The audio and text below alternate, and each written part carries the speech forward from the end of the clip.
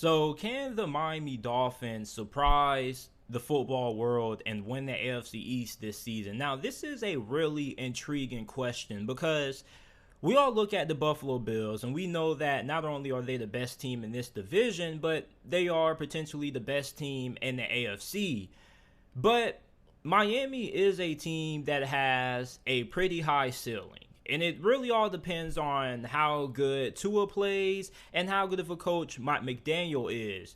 Because you look at this team from a talent standpoint, they definitely have a good amount of talent to be able to keep up with the Buffalo Bills offense. They have arguably the fastest, if not the fastest offense in the NFL going into this season. You bring in the Tyreek Hill, you pair him up with Jalen Waddle. You also have tight end Mike Gesicki. Don't forget about wide receiver Cedric Wilson, and you have a really good core of running backs. And you also improved your offensive line by bringing in Connor Williams, left tackle Terron, Armstead, one of the best offensive tackles in the game. So offensively, Miami has talent to be able to match up really well with Buffalo's offense. Then you look at the defense. The defense, you have Byron Jones, Xavier Howard. You have a really good defensive line. Your pass rush should still be phenomenal. So for Miami, if they're playing their best football this year, best case scenario, I definitely could see this team being able to win 12, 13 games and winning this division. And also, you probably could make the argument and say that they're the second most talented team in the AFC East. You see, New England has been able to skate by just because they have a really good coaching staff, right? But the reason why Buffalo has taken over the throne as the AFC East supreme or the king of this division is because you see, for a while, New England was able to win with less. They were somebody who didn't need a talented football team to win this division.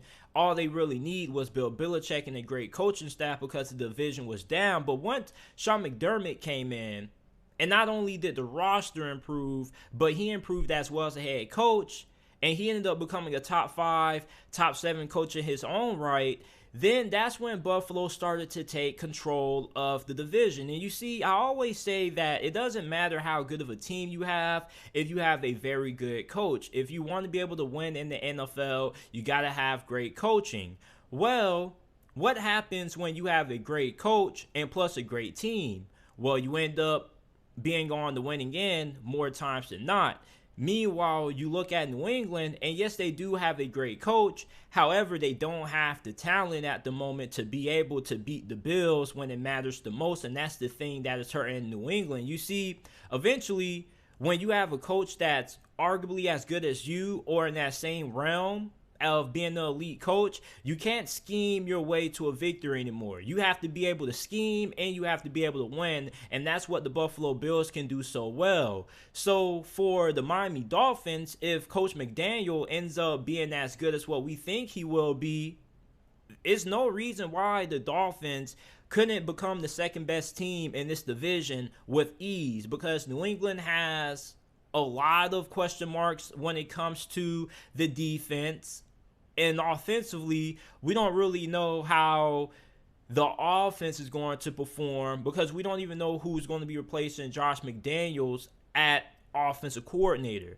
So for the Miami Dolphins, this is a very good opportunity that they're walking into this year. They have a very good chance of being able to surprise everybody and winning this division. And I wouldn't even be surprised if they end up finishing in second place, because this is already a team that's a playoff caliber football team.